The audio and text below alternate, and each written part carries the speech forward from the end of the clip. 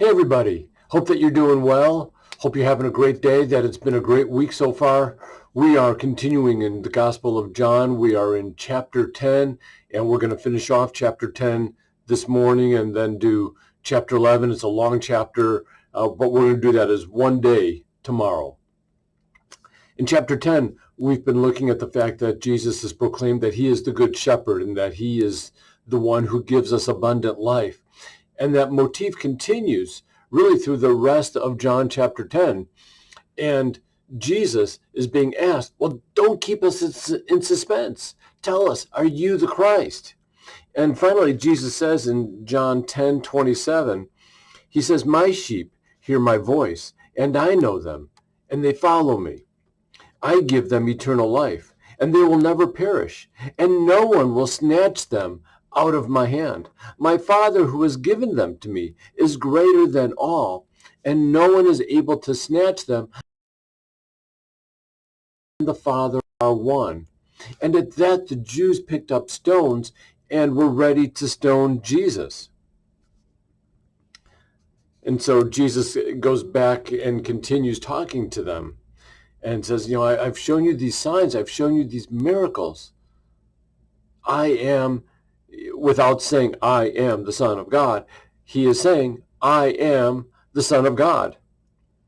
And they just fought it tooth and nail. What's cool in that is, if you're going with Calvinist theology, is when Jesus says, no one will snatch them out of my hand. And then he goes in the next verse and says, my Father who's given them to me is greater, and no one will snatch them out of his hand.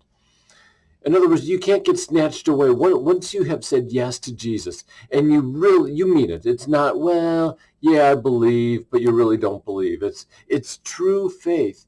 You can't be taken away. It's what they call in theology is perseverance of the saints. That you will persevere. You'll make it through the darkest days, and you will still have the faith in Jesus. That's great news. It's great news that we can't fall away. Now, we don't try to do it intentionally. We don't test God on that, but we don't fall away. And that chapter ends with an interesting passage as Jesus then leaves that area, crosses the Jordan, goes back to the area where John the Baptist was baptizing. And it says, and many, in verse 41, many came to him.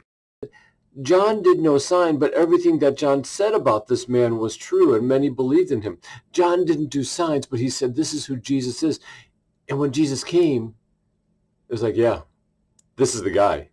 We trust your words. It's just the power of the words. You don't have to show miracles. You don't have to do all kinds of crazy things. Your word should speak for itself. That's beauty. That's power. When you could say something and people are saying, yep, I'm going to listen to them because they are trustworthy.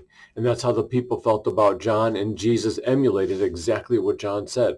So we're done with chapter 10. Tomorrow, chapter 11 is going to be the death and resurrection of Lazarus. For now, have a great night, and God bless you.